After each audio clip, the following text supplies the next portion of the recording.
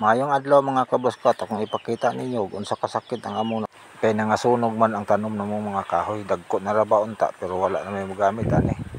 Ug dugang po ni pasakit sa among mga buhi nga mga kabaw. Kaya nga among mga kabaw ani wala na makaon kay nasunog man ang mga kabukiran.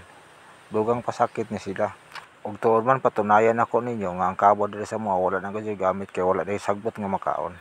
Ug ang silingan nako nga si Paringlito gipanghakot niya ang lubi nga puwak kay mahal man lagi karon ang presyo sa lubi. Ug tuod man nagpresenta sa Paring Tunga nga mo imuguyod sa balsahan kay dili naman gyud uso ang kabaw kay dili man lagi uso ang karabaw diri sa amo ang lugar. Ug si Paring Tunga na laman nagpasalig nga may muguyod sa balsahan kay maayon lamang kuno ang suhol nga magamit niya sa panggasto sa adlaw-adlaw. Ug ari naman si Paringlito parang may binabalak nga plano.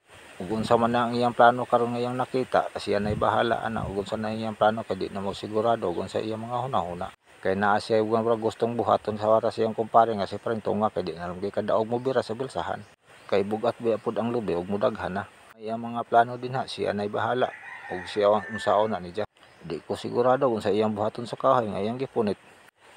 Gilamba din niya sa iyang kumpare kay dugay man mulakaw di man lagi kuno kadaog di bunawan na laman. Sige pare, bira pare, sayang akong suhol diyan nimo. Kay nagdagan ng oras, sultihi lamang ko, dili nimo kaya kay magdugang tago sa kataw nga buguyod ang balsa. Pero kay kaya man din nimo kana, sige. Ayaw na magpamulal, pre, kay sakit ba kay na. Pre maluoy, kasakto ra. Kay lang ako sa unahan, pre. Yan, hi, kaya na ko ni. Kung mahimo tabangay ko ninyo, pero ipakita na ko ninyo nga akong kusog, wa gadyo pa nakuha. Loyal lang ko ninyo tanaw na para nako baliwala ra ni kay dili gipod sayo ang mangita ta og kwarta. Bugutan ng trabaho mabugat man ugaan agwan tata kay mao may itong trabaho sa bukid. Pero kaya nako ni kay mao na akong naandan sa tibok kong kinabuhi nga akong trabaho diri sa bukid.